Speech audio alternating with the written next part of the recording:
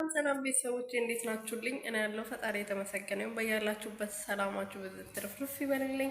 ለዚህ ቻናል አዲስ የሆናችሁ ሰብስክራይብ፣ ሼር፣ ላይክ እያደረጋችሁ ቤተሰብ እንድትሆኑበት ትህትና ጠይቃችኋለሁ። የኔ ውድ ቤተሰቦች ጽናት ክፍል 174 ላይ እንግዲህ ኪራዬ ሁሉም ነገር አስታውሳት። ጽናት ሚስቱ እንደነበረች ፍቅረኛው እንደነበረች ብዙ ነገር ያያባት ሴት እንደሆነች ሁሉም ነገር አውቋል ማለት ነው። ጽናትዬ ደግሞ በዚህ ነገር በጣም ደስተኛ ሆናለች ማለት ነው። እና አሁን እንግዲህ ሽማግሌ ሳትልክ ልጄ መውሰድ አትችልም ስለተባለ ግዴታ ወደ ከተማ ገብቶ ነገሮችን አስተካክሎ ሽማግሌ ልኮ ወደ ራሷ መውሰድ ይፈልጋልና ወደ ከተማ ሊመለስ ነው ማለት ነው። ኪራ ወደ ከተማ የሚመለሰው ደግሞ ግዴታ ሽማግሌ ልኮ ጽናትዬ አሁን ወደ ከተማ መመለስ ስለማትችል ሽማግሌ እስከመላክ ድረስ ግዴታ ገጠር መቆየት ስላለባት ወደ ከተማ ይመለሳል ማለት ነው። ወደ ከተማ ሲመለስ ደግሞ ብዙ ነገሮችን ያውቃል። ኒና ለሱ ሁሉም ነገር ትናገራለች። ወንድሙ እዛ ቤት ውስጥ እንዳለ የቤቱን ካርታ ሊወስድ እንደሆነ እስካሁን ድረስ ቁጭ ያለው ሁሉም ነገር ያውቃል ማለት ነው። ነገሮችን ያስተካክላል ብዬ ተስፋ አደርጋለሁ።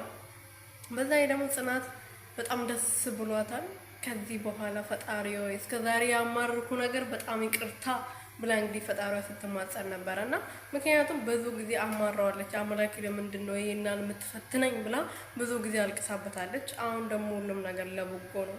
ኪራዬም በድጋሚ አባቴን ያሳፈርኩትን ቀና አድርጎ ሽማግሌ ልኮ ሊወስደኝ ነው ፈጣሪ እንደዛ ሲፈትነኝ የነበረው ብላ እንግዲህ በጣም ደስ ብሏት ፈጣሪዋ ስታመሰግን ነበረ። እውነት ነው፣ ብዙ ነገር አይታለች። አባቷን አንገቷን በማስደፋቷ አባቷ ብዙ ነገር ስለደረሰባቸው በጣም አዘና ነበረና አሁን በዚህ ነገር እንደዚህ መሆኑ በጣም ደስ የሚል ነገር ነው ማለት ነው።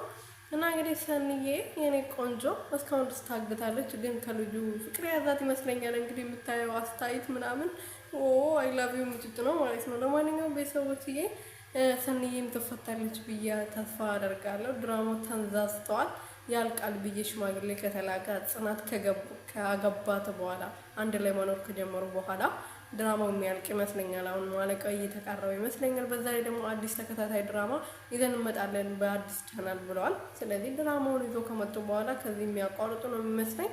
እሱን ለማንኛውም አብረን የምናይ ይሆናል። ቤተሰቦች ይህን ቻናል ሰብስክራይብ፣ ሼር፣ ላይክ አድርጉልኝ።